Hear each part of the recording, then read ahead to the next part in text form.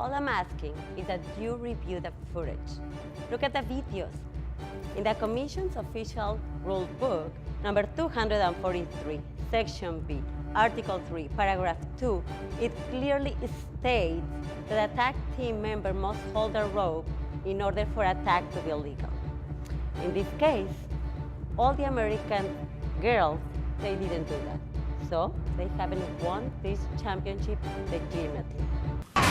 You know, and we all have our 15 minutes of fame, and I'd like to take a couple of my 15 minutes to talk about the rights and the wrongs in the world of professional wrestling. And it is for the WWE Championship.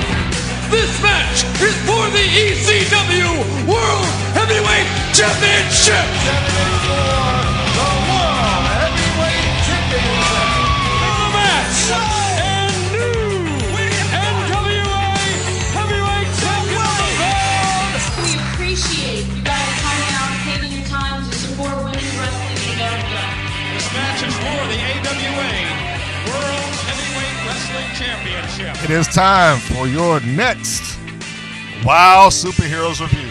Folks, this is Mr. Green, and we are within Season 4 of WoW, and they are, 3 episodes in, 3 episodes, 3 bonus clips, and they are laying out their story. If you heard the first review, which featured episodes 1 and 2, first episode being A Date with Destiny, the WoW Championship match with Jungle Girl taking on Chloe Hertz. The second episode titled Not My Cup of Tea, featuring Abilene Maverick and Steffi Slays. And before I go any further, I want to say one thing. In the previous review, I was talking about how badly they would cut on on the episodes. In the first 2, they would just cut on some of the action. Well, not having sat and watched the third one, I do want to add one amendment to that. They do cut a lot on the footage. That has not changed. But none of them, as of yet, has been as bad as Not My Cup of Tea, Abilene Maverick versus Steffi Slays. And I'm going to assume that's primarily because Steffi is a little bit of a novice in the wrestling world. I know she's still kind of training on it, and certainly not at the level that Abilene Maverick is. We know her as Barbie Hayden, former NWA Women's World Champion. In fact, there's 3 former NWA Women's World Champions. We'll get into that later. That exist on the WoW roster, but none of them has been quite as bad as that. They still do cut hard, but the next episode was a little bit more easy. It was easier for me to take. So, anyway, that particular episode 3 of Season 4, is called Out for Justice. Of course, that being a play on the greatest attorney in the world, Sophia Lopez, and Caged Heat. They would represent the justice part of this whole story. So, let's review a little bit. The first thing that WoW has done when they started to bring this back is that they established to you that Lana Starr is unable to wrestle from some injury that happened off screen or whatever the case may be. But they did tell the story because they showed the clip from the Friday Night Fight. It wasn't part of the actual full-blown production. They had the little Facebook footage that they interwove into the episode. I'm perfectly fine with that. Gave it a little bit more authenticity. I like that. So they let you know that Lana Starr, the former Women's World Champion, the WoW World Champion, is unable to sufficiently get into the ring and challenge and claim her rightful rematch, which she's upset about. Makes sense. She blames David McClain for going behind her back. I talked about that. So now the narrative that they have going on is that Lana Starr is going to do what she can to take control of WoW, or get WoW underneath her thumb, more or less.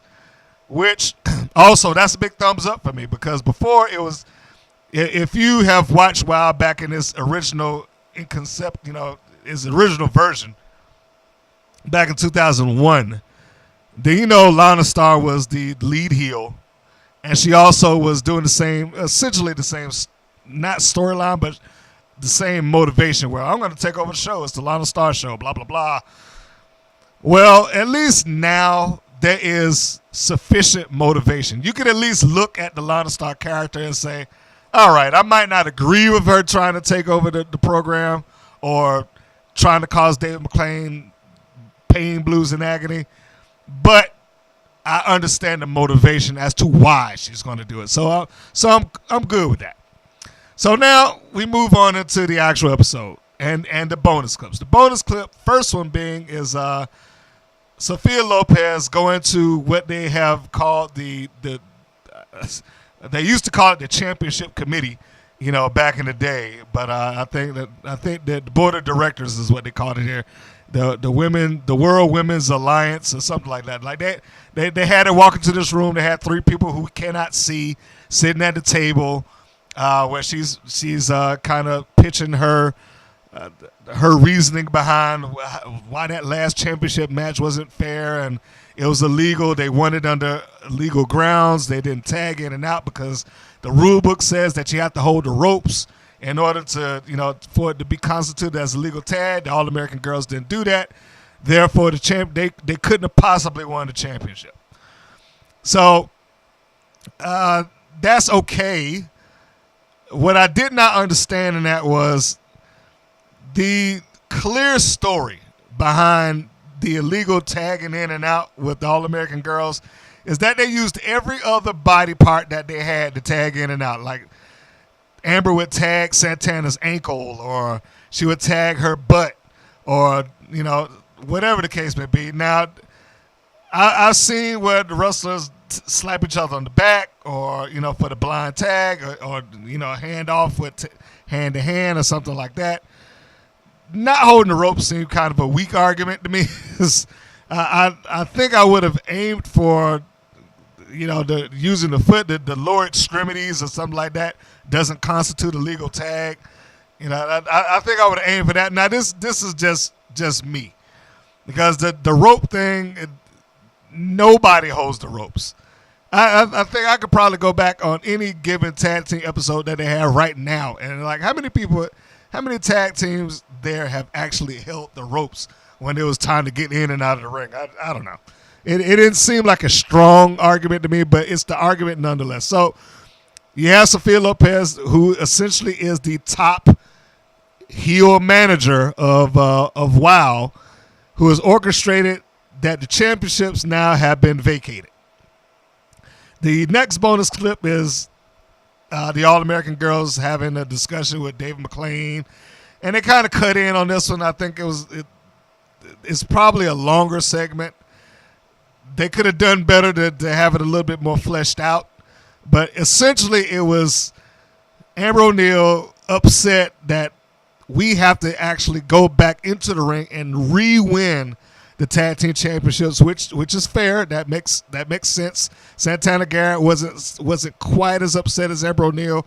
Dave McClain's trying to get Amber to calm down. He's like, you need to settle down. You saw the tapes, you saw the footage.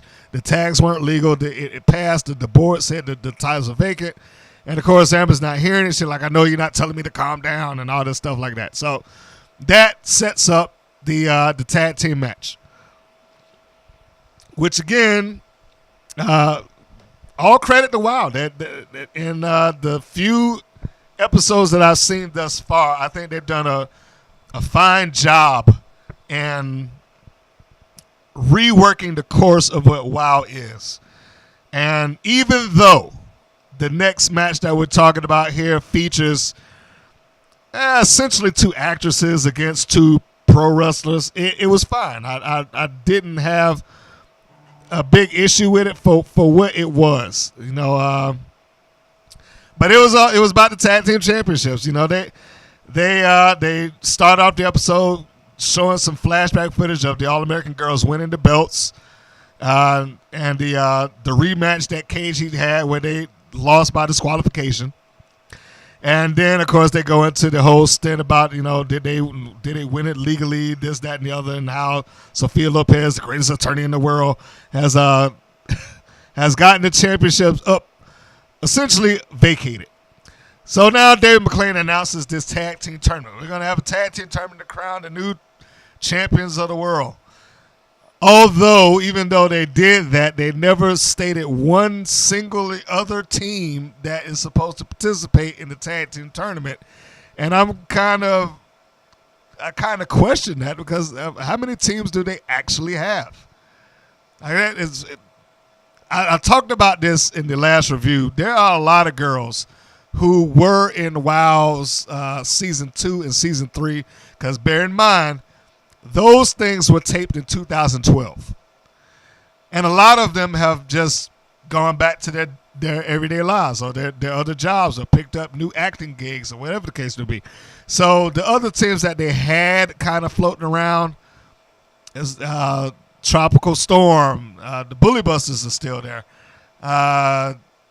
I think they mentioned Beach Patrol with Sunshine, and they never really established another girl. So I don't know if that was a team that is going to come back, or at least attempt to come back. But the point being is that there's a lot of people that haven't come back, and the roster is fairly thin.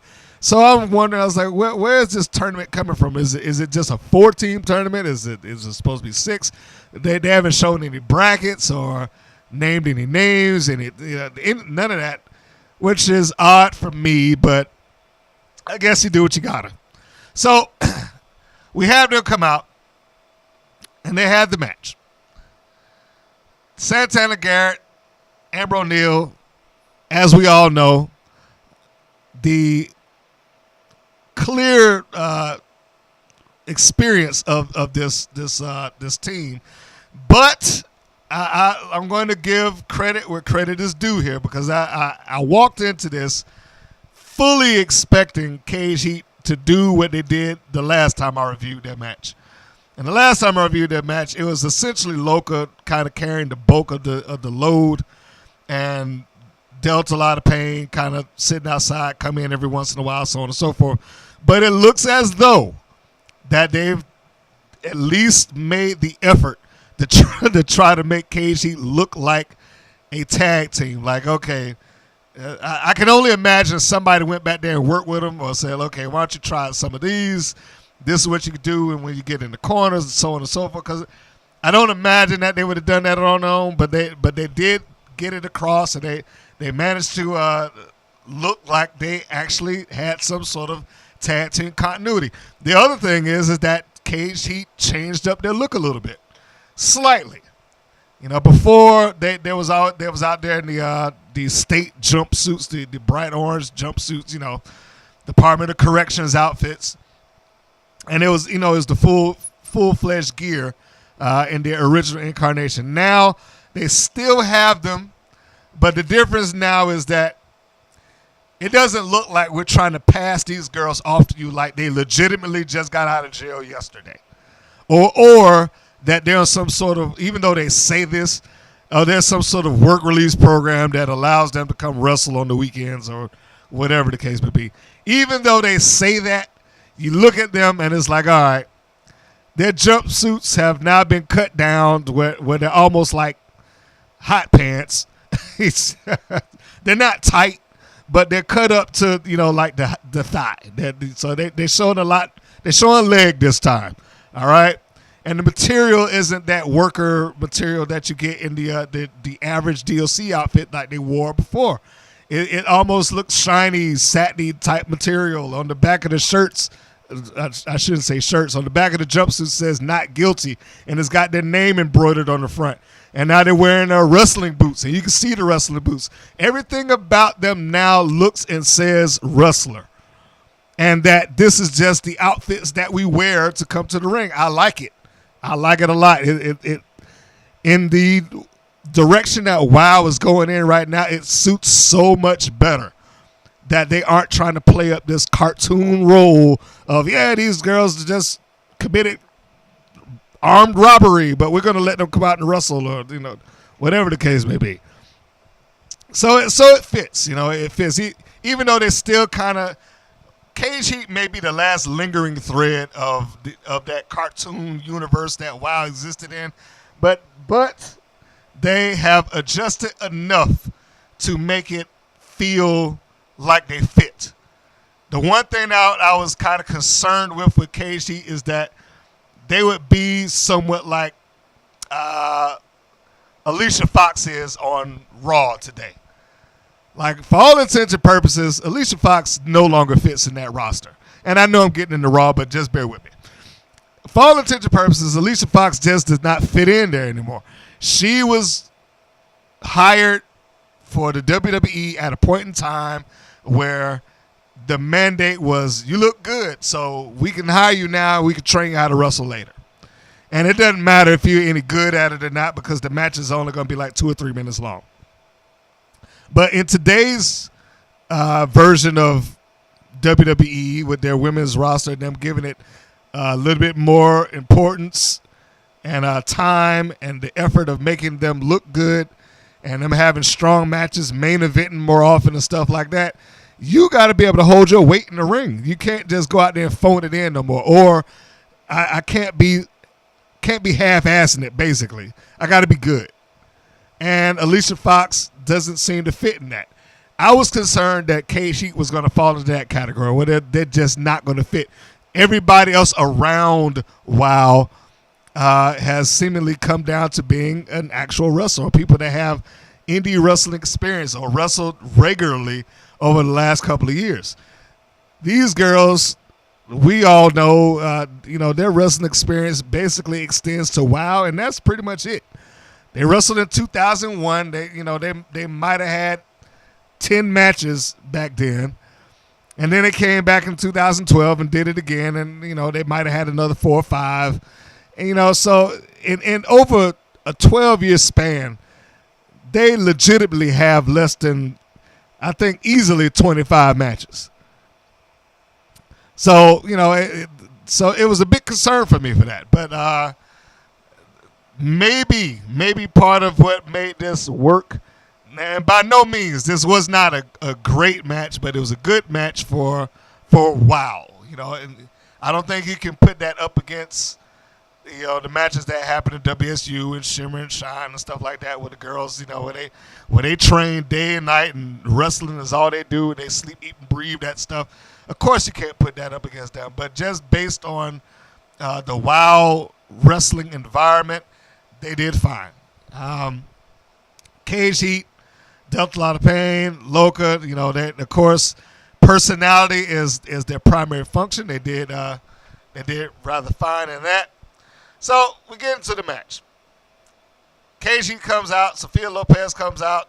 She's still playing the more or less the heel manager role. The match starts up with Amber O'Neal taking on Loca as the beginning representatives of their team. Essentially, the All-American, well, I shouldn't say the All-American girls, Amber O'Neal tied Loca up in knots for a little bit, doing the stuff that she's done. I've had the privilege to be able to call an Amber O'Neal match and have her work live. She was working Pandora. And of course, you can go on our YouTube channel and watch that match. Free plug for us. But as good as Amber O'Neal is, the young lady that plays Loca did do her job and managed to hang in there as far as not looking out of place. Yes, there were some portions where she wasn't as crisp as what their other opponents might be, but what are you gonna do, man? You can't expect her to really kind of hang in there with them like that. The other thing is that if you've listened to those first reviews, the standard WoW match was not there. They didn't do the old twisting arm crank and let me stomp down on it for a little while and all that stuff. They actually did things that made sense. Didn't walk off and start jawing with the crowd for whatever reason. And I hated Cage Heat when they did that. I hated that they would do that. And they weren't the only ones, but they would always go and just stop in the middle of a match where they're supposed to be trying to win and just randomly decide that I'm going to go look off in the other direction for no reason whatsoever. It was the worst. But they didn't do that, which goes back to what I said before. I think that somebody sat them down and was like, look, you can't be doing that stuff. If we're going to have a match, we got to at least make it look legitimate or as close to legitimate as they can. And kudos to Cage Heat for at least stepping their game up a tad bit. Sophia Lopez did a good job outside. You know, the camera wasn't on her all that often, but she was engaged.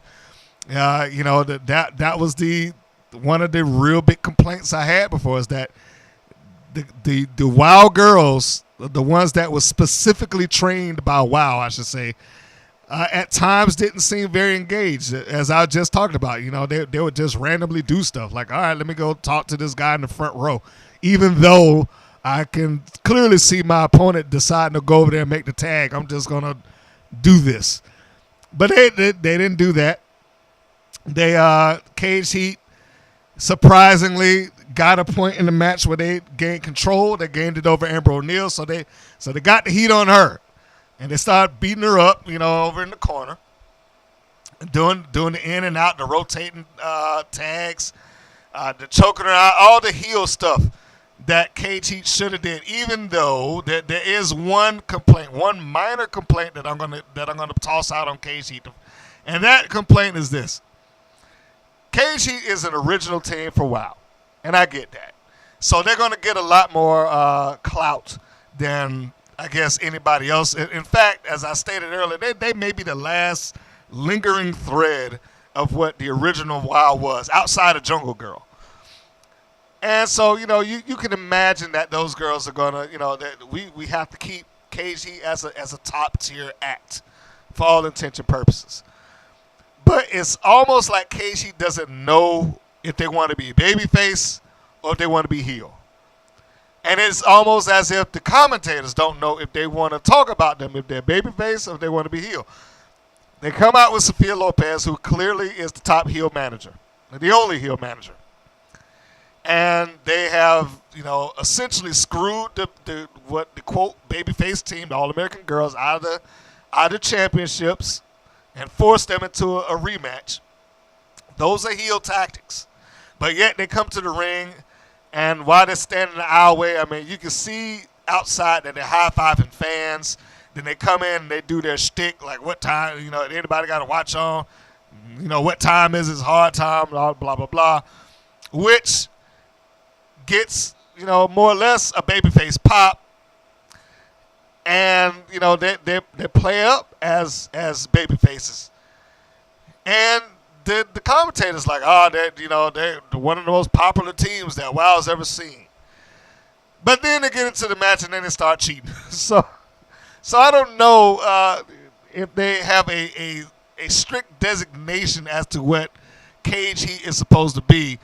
I think they need to go pick a lane and stick with it. If you're going to be heel, be heel. Just don't be flopping back and forth with the thing. Go choose one or the other. All right, I just had to get that out. Like I said, that was kind of a minor thing. But anyway, Cage Heat did a good job. They did manage to impress me in terms of improvement. There was one spot in the match. I said they during the course of this they worked on Amber O'Neal. That she got the bulk of the double team. Now, normally when this happens, this would have constituted me saying, here they go, looking off into nowhere for no good reason. But they do a double team on Amber O'Neal, double shoulder block. They knock her down. They should have turned towards her and continued on. But out from the, let's call it the Wildtron or the entryway or whatever you want to call it, here comes the fabulous Lana Starr, who, as we talked about earlier, she seemingly is the base storyline that is kind of woven through the fabric of WoW this season.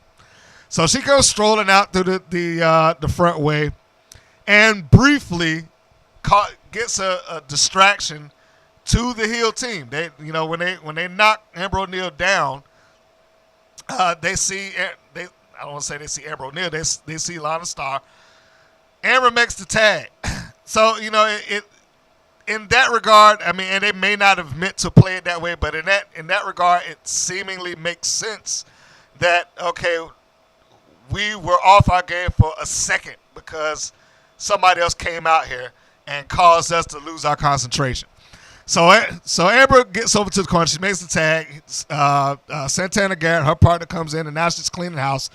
She's doing the the old comeback. She's whipping on both members of Cage Heat. Lana Starr, who's coming down the ringside, comes and she goes over to Sophia Lopez, who we saw in episode 1 get out of the limo that Lana Starr was in. Sophia Lopez passes her off her little Halliburton briefcase. And this is where we have a little bit of a recycled angle. And I don't say that as a bad thing because, hey, man, it's wrestling. And it happens all the time. There are no new things in wrestling. Let's get that straight. There's nothing new in wrestling. So I have absolutely no problem with them recycling this finish. I want to say, what was it? Slamboree. I'm trying to remember the year. I know it took place at a Slamboree, but man, which one was it? Anyway, it was the year that it'll come to me in a second. It was the year that Steve Mongo McMichaels joined the Horsemen, and in that match, Mongo was tagged with Kevin Green, and they were taking on Ric Flair and Arn Anderson. And during the course of that match, Mongo's then wife, Deborah McMichael, comes down with the briefcase, and she's saying, "Oh, that it's a payoff. It's a payoff for the Horsemen." So she's basically going on about the money that's in there and what you got to do to get it. He thinks about it for a little while, and then he just blasts Kevin Green in the head with that briefcase, causing them to lose the match. So you got Steve Mongo McMichael makes the decision right then and there to join the Horsemen. He takes, he puts on the Horseman shirt, takes the briefcase, which we saw him carry around for who knows how long once he was in the Horsemen. That became like his gimmick. But that's essentially what they did here. They did a similar finish. It wasn't verbatim. It wasn't I was going to say word for word, but you understand what I mean. They didn't produce it step for step, but it was basically the same thing. You got Lana Starr. She gets the briefcase. She comes around the corner. Sophia Lopez gets up on the apron. She starts distracting the referee. The briefcase gets handed over to Amber O'Neal, who we've already established has some sort of connection to Lana Starr, or at least they've established the heel turn of Amber O'Neal. And she takes it, and once Santana Garrett looks as if she's getting ready to win, she does her patented springboard reverse splash off the rope. But the referee's distracted. He can't do anything. Duff a lot of pains holding her up. The Sophia Lopez holding the referee up. Amber comes in, hits her in the head with the briefcase, and essentially tells her opponents, "Hey, look, you got it. Go cover her." Loca crawls over, gets the cover. She looks like she didn't know which way is up, but she wins the match. So there you have it. Cage Heat wins. They advance in this tournament that we don't know how many teams are in or who else is in it. But they advance, and Amber O'Neal is pleased that she has partnered up with Lana Starr. Following that, you have Lana Starr, who is announcing to Dave McClain the new changes that are going on in the Wild Course.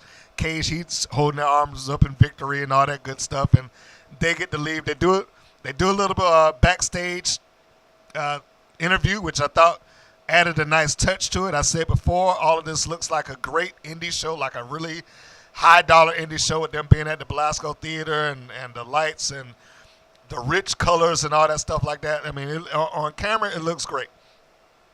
And then, and having them have the little backstage thing in a kind of a gritty hallway, I thought that was a nice touch too.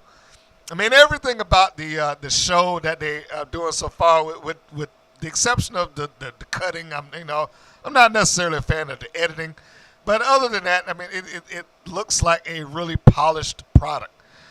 So now, getting toward the end, Amber has gone full-blown heel now.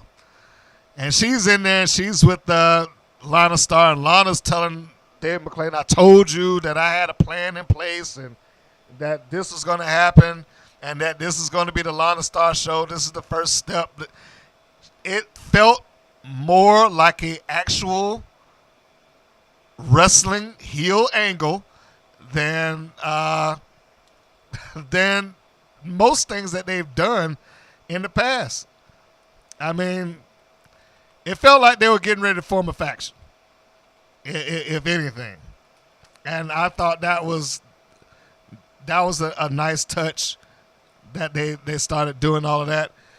I'm still trying to think, what the heck is that pay-per-view that they did that on with Kevin Green and Steven Michael. It is gonna bother me, man. That this is not coming up in my head right now. What was it? And I'm sure as I'm saying that somebody's out there shouting out the answer like I can hear you. I'm sorry, I can't. I don't really have those capabilities through the benefit of podcasts. I can't hear you. Sorry, and I'm sure you're probably absolutely correct. But it's a Great American Bash. I think it's a Great American Bash. Yeah, there you go. I think that was it. The Great American Bash. Great American Bash. What year? 96, I think. Yep. There we go. Had to do a quick search. Sorry, I had to cheat it. So there you go. Great American Bash, 1996, is where that finish came from, or at least a version of it. The old briefcase smacking the head, the partner turns on the other partner. Well, that was recreated to some degree here. Now, getting back to it, Lana Starr, who I'm going to just go ahead and say probably is going to slide into a managerial role because clearly she's not wrestling anymore, despite the fact that she looked like she was actually out there in wrestling attire. But I guess she could do what Diamond Dallas Page did in reverse. He was basically a manager in tights for a little while. But so she comes out there. She gives the whole spiel about what she's going to do to the company. I just told you about that. And officially, she changes Amber O'Neill's name from Amber O'Neill to the Beverly Hills Babe. She's like, there's no more All-American Girls. She just broke the team up. There's no more Amber O'Neill. There's the Beverly Hills Babe now. So now you have Amber O'Neil, who has joined forces with Lana Starr as her protege, as she was announced.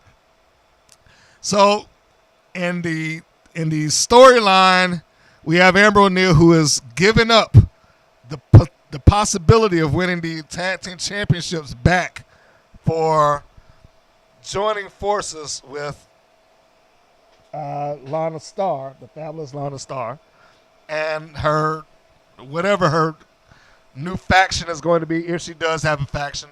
Now, there are spoilers that exist with this online because I think Little Egypt, if you go on YouTube, she was there at the tapings and she recorded a good chunk of all of this. So, there are spoilers, and if you don't want to catch those, you may want to pop ahead a little bit because the ultimate, well, I'm not going to give away who wins, but the ultimate thing here is that the story is essentially leading to Amber O'Neil getting a championship match. That Lana Starr has now gotten her as a protege, and somehow she works into the championship match. Now, how that's going to unveil within the layout of the storyline, don't know yet. We have to tune in and see, which is, I'm sure, what they want to do, because it does end, in essence, on a cliffhanger, because Lana Starr says, I had two announcements. The first one being, of course, that the Beverly Hills Babe, a.k.a. Amber O'Neil, is her protege. But then as soon as she gets to my second announcement is music starts playing. They cut to David McClain. They get a zoom in on his face. His eyes go big, and then the episode's over. So they clearly want you to just, to come back and like, oh, okay, well, this is a cliffhanger. I gotta see what this big announcement is.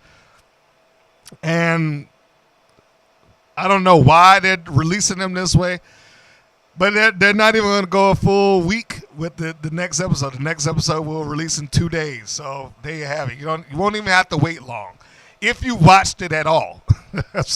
I'm gonna do something that I probably haven't done yet. I'm gonna encourage you to go ahead and watch it if you have the time.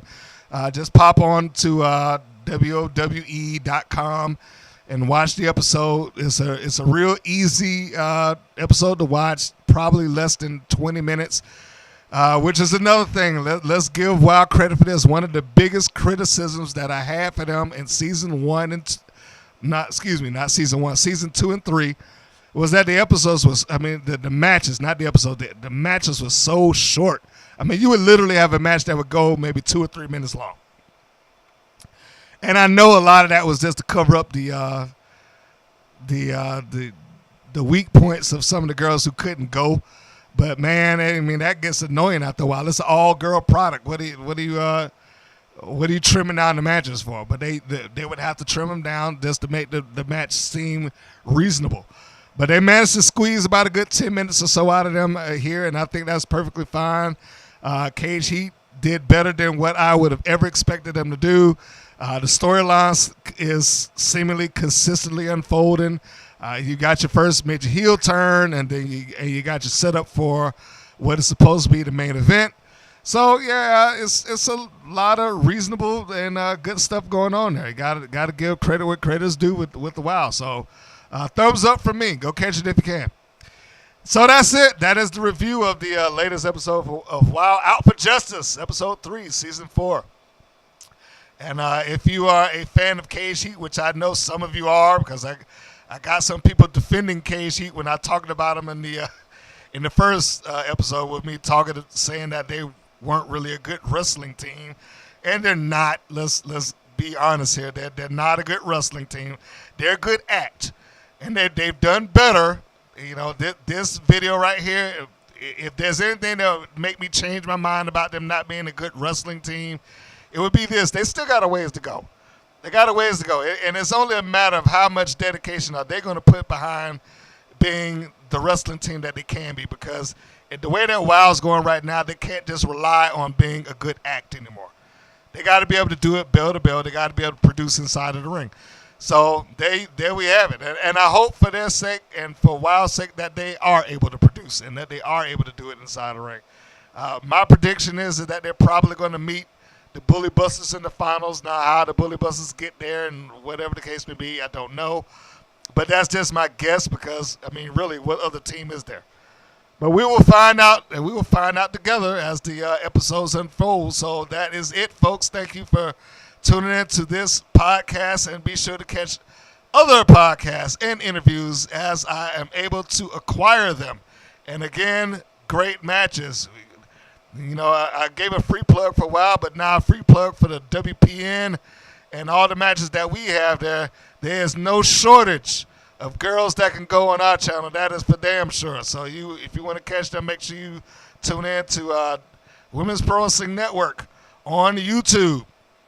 Go to Women's Pro Wrestling Network Plus for our Best of collection available to you now. 99 cents. With a 2-week free trial. Cannot beat that. So I think if you are looking to catch girls like Casey Carlisle, Dementia Rose, Tasha Simone, and arguably her last match, former NWA Women's World Champion, Tiffany Rocks, Jessie Belle Smothers, and others that are on that roster, that is a great place to catch them. Some really hard-hitting matches that we got on that. And you can catch that right now, as I said, on Women's Pro Wrestling Network Plus. Follow us, WPN Wrestling on Twitter, and Women's Pro Wrestling Network on Facebook. WPNWrestling.com for our website. It's the nexus of everything that is going on with the Women's Pro Wrestling Network, bar none. So I think we have covered everything. You have got it all. So if you're going to support WOW as I've instructed you to do, then also give us a like, give us a follow. That is what keeps us pushing along. We are completely independently owned. There is no millionaire/billionaire basketball owner that subsidizes what we do. It all comes from you, the fans, from the donations and the support that you have by liking, following, the monetary donations that have come in, purchasing the product, by renting the videos, all of that stuff. Every last bit of it goes right back into what we're doing, what we produce. So thank you very much for that. All right. Thanks a lot, guys. And we will catch you on the next episode. So long, everybody. Thank you for listening to the WPN's Rights and Wrongs of Pro Wrestling. If you have questions or comments, please contact us via our Facebook or our YouTube channel at the Women's Pro Wrestling Network. If you're new to the WPN, feel free to subscribe to our channel and like our page. We appreciate your support.